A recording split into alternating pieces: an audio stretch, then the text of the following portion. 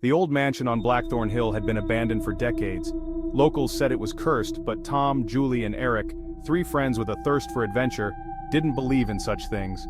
They'd heard the stories, of course, the ones about people who went inside and were never seen again. Still, on a cold October night, they dared each other to explore the house.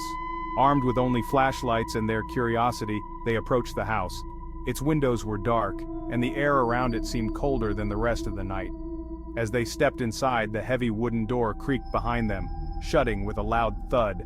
A chill ran down Tom's spine, but he shrugged it off.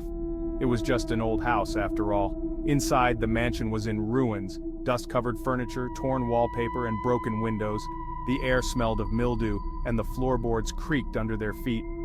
"This place gives me the creeps," Julie muttered, her voice barely above a whisper. Eric grinned, trying to keep the mood light. "What's the worst that could happen? We find a ghost? Come on, let's look around." As they explored deeper into the house, they found a grand staircase leading to the second floor. There, in a room at the end of the hall, they discovered something strange.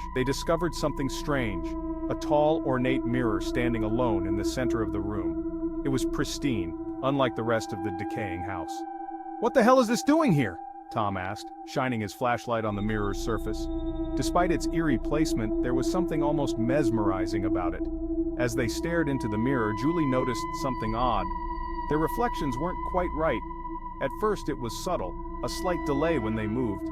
But soon, the reflections in the mirror began to smile, even though none of them were. "Is this a joke?" Julie asked nervously, stepping back. Eric laughed, but it sounded hollow. "It's just a trick, some old carnival mirror or something." But then, the reflections began moving on their own. Julie's reflection took a step forward, out of sync with her real self. Eric's reflection grinned wider than should have been possible, its eyes gleaming with malice. Tom's reflection, though, was the worst. It raised its hand and pointed directly at him, its eyes darkening to black pits. Suddenly, the door slammed shut behind them. The mirror rippled like water, and the reflections lunged forward. Panicking, the three friends turned to run, but the door wouldn't budge. They were trapped.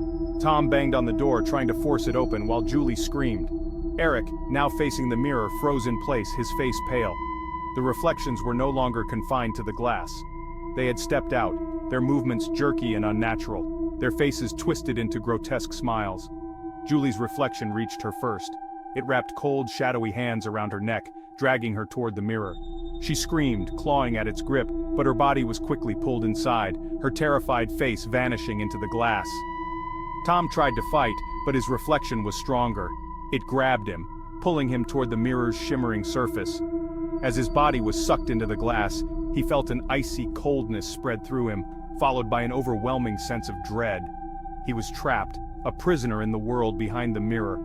Eric, the